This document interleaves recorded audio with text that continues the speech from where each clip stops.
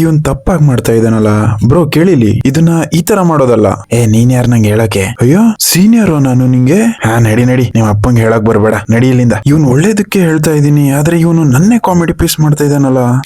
ನೀವೇನಾದ್ರೂ ಎದುರುಗಡೆ ಇರೋರು ಅಫೆಂಡ್ ಆಗ್ದೇನೆ ಅವರ ತಪ್ಪನ್ನ ಅವರಿಗೆ ಹೇಳಬೇಕು ಅಂದ್ರೆ ಈ ಟ್ರಿಕ್ ನ ಗ್ಯಾರಂಟಿ ಯೂಸ್ ಮಾಡಿ. This is day 16 of 30 days 30 psychological fact series. ನೋಡಿ, ತಪ್ಪು ಎಲ್ಲರಿಂದ ಆಗುತ್ತೆ, ಆದ್ರೆ ಸ್ವಲ್ಪ ಜನ ಒಪ್ಕೊಳ್ಳಲ್ಲ, ಮತ್ತೆ ಇನ್ನು ಸ್ವಲ್ಪ ಜನ ಅಫೆಂಡ್ ಆಗ್ತಾರೆ. ಈ ಸಿಚುವೇಶನ್ ಅಲ್ಲಿ ಮೊದಲು ನೀವು ನಿಮ್ಮ ತಪ್ಪನ್ನ ಹೇಳಬೇಕು, ಆಮೇಲೆ ಅದನ್ನ ಯಾವ ರೀತಿ ಸರಿ ಮಾಡ್ಕೊಂಡ್ರಿ ಅಂತ ಹೇಳ್ಬೇಕು. ಯಾವಾಗ ನೀವು ನಿಮ್ಮ ತಪ್ಪನ್ನ ಮೊದಲು ಹೇಳ್ತೀರಾ, ಆಗ ಒಂದು ನಾನ್ ಜಡ್ಜ್ಮೆಂಟ್ ಅಟ್ಮಾಸ್ಫಿಯರ್ ಕ್ರಿಯೇಟ್ ಆಗುತ್ತೆ. ಆದ್ರೆ ಅವರ ತಪ್ಪನ್ನ ಅವರಿಗೆ ಡೈರೆಕ್ಟ್ ಆಗಿ ಹೇಳಿದ್ರೆ ಅವರಿಗೆ ಯಾವ ರೀತಿ ಅನ್ಸುತ್ತೆ ಅಂದ್ರೆ ನೀವು ಅವರಿಗೆ ಅಟ್ಯಾಕ್ ಮಾಡ್ತಾ ಇದ್ದೀರಾ ಅಂತ ಅನ್ಸುತ್ತೆ.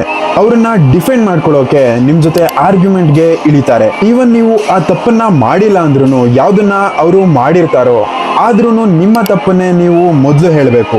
ಇದರಿಂದ ನೀವು ತಪ್ಪು ಎಲ್ಲರಿಂದ ಆಗುತ್ತೆ, ಇದು ಕಂಪ್ಲೀಟ್ಲಿ ನಾರ್ಮಲ್ ಅಂತ. ನೀವು ನಿಮ್ಮ ತಪ್ಪನ್ನ ಯಾವ ರೀತಿ ಸರಿ ಮಾಡ್ಕೊಂಡ್ರಿ ಅಂತ ಹೇಳೋದ್ರಿಂದ ಎದುರುಗಡೆ ಇರೋ ವ್ಯಕ್ತಿ ಡಿಫೆನ್ಸಿವ್ ಮೋಡ್ ಇಂದ ಲರ್ನಿಂಗ್ ಮೋಡ್ಗೆ ಶಿಫ್ಟ್ ಆಗ್ತಾರೆ. ಇದರಿಂದ 3 ಜನರ ಗ್ರೋತ್ ಆಗುತ್ತೆ. ಮೊದಲನೇದಾಗಿ ಆ ವ್ಯಕ್ತಿ ತಪ್ಪು ಕೆಲಸನ ಹೇಗೆ ಸರಿ ಮಾಡ್ಕೊಳ್ಳೋದು ಅನ್ನೋದನ್ನ ಕಲ್ತ್ಕೋತಾರೆ.